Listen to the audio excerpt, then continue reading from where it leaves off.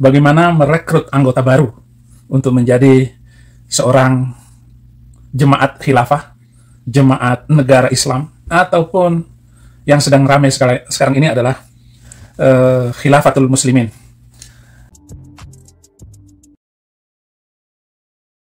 Mereka adalah orang fasik. Nah, di sini kafir, di sini fasik. Nah, di sini kafir. Ini fasik. Jadi bagaimana, Pak? Itu sebabnya kita harus hijrah. Kita harus tinggalkan negeri Indonesia ini. Ini negeri malapetaka. Ini adalah negeri yang akan membuat keluarga kita nanti tidak ada satu orang pun yang masuk surga. Oleh karena itu, Bapak siap untuk memberlakukan hukum Islam? Oh, siap. Mungkin ada yang menjawab, kita kan negara Indonesia, negara Pancasila. Kita nggak perlulah kita ikutin saja ini negara. Oke. Kita buka Quran surat kelima, ayat 50. Wah, ayat 50. Apakah hukum jahiliyah yang mereka kehendaki? Dan hukum siapakah yang lebih baik bagi orang-orang yang yakin? Nah, menurut Bapak sebagai orang Islam tadi, Bapak KTP-nya Islam. Kalau ditanya oleh Allah semacam itu, apakah mereka menghendaki hukum jahiliyah? Ya, mereka menghendaki hukum jahiliyah. Dan hukum siapakah yang lebih baik bagi orang-orang yang yakin? Menurut Bapak memilih Pancasila atau memilih hukum Islam? Mulai bingung dia. Pasti dia akan memilih kalau dia mau masuk Islam, kalau mau dia ingin menjadi orang Islam, maka harus memilih hukum Islam. Maka orang tidak bisa lari dari sini. Barulah diceritakan ayat yang lain. Untuk meyakinkan bahwa dia harus memberlakukan hukum Islam. Kenapa disebut kafir? Ayo, kenapa disebut kafir? Ditampilkan lagi untuk meyakinkan orang nih. Quran surat ke-8 ayat 35. Ayo baca artinya. Dibacalah artinya. Salat mereka di sekitar Ka'bah itu, Baitullah itu, tidak lain kecuali siulan dan tepuk tangan belaka. Maka rasakanlah azabmu itu karena kekafiran.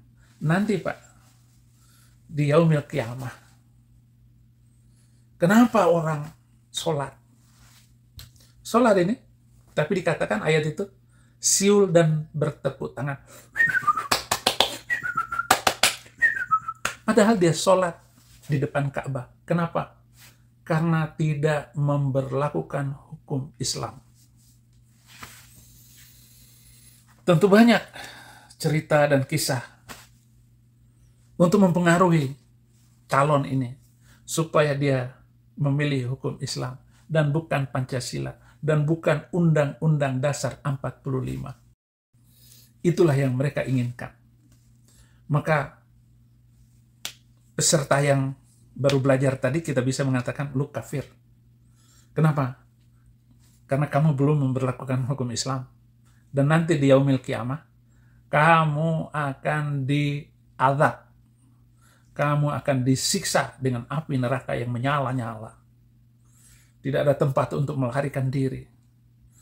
Bapak disiksa terus-menerus karena tidak mau memberlakukan hukum Islam. Dan betapa parahnya itu keadaan Bapak. Oleh karena itu, Bapak memilih Islam yang sungguh-sungguh, sempurna. Tidak ada cara lain kecuali memberlakukan hukum Islam. Ini adalah materi yang pertama. Materi pengenalan untuk membuat orang itu ragu bahwa dia bukan Islam, dan supaya dia memilih Islam yang sungguh-sungguh dan sempurna, yaitu dengan ingin memberlakukan hukum Islam, dan sampai kepada memutuskan dirinya bahwa dia mau mengikuti dan berjuang memberlakukan hukum Islam. Inilah materi yang pertama, sehingga orang itu nanti akan disiapkan pada kesempatan yang lain untuk mengikuti pelajaran yang kedua. Pelajaran yang kedua ini nanti akan saya jelaskan pada waktu yang akan datang, supaya saudara-saudara tahu bagaimana harusnya seorang Muslim itu, yaitu memberlakukan hukum Islam. Dikatakan sholat aja nggak ada gunanya, hanya siulan dan tepuk tangan. Kenapa? Karena tidak mau memberlakukan hukum Islam. Nah, kalau sudah sampai kepada situ, semua orang Islam akan mau memberlakukan hukum Islam. Tetapi apa jawab saya untuk materi yang pertama ini? Negara-negara Islam tidak ada yang beres sampai hari ini. Negara-negara yang memberlakukan hukum Islam belum ada yang beres sampai hari ini. Nggak ada yang bagus. Mesir hancur, Libya kacau, Syria porak-poranda, Iran, Irak luluh lantang, Yaman. Berapa ribu orang Yaman. Orang Yaman yang ada di Indonesia saja yang melarikan diri ke Indonesia menjadi refugi, pengungsi, ada 2.500 orang Yaman di Indonesia. Tersebar di mana-mana. Oleh karena itu, kalau mau memberlakukan hukum Islam, tidak bisa lagi diberlakukan di Indonesia. Indonesia sudah cukup. Pancasila dan Undang-Undang Dasar 45 itu adalah ide brilian, keputusan proklamator Soekarno, Hatta, dan para pendiri negara ini dengan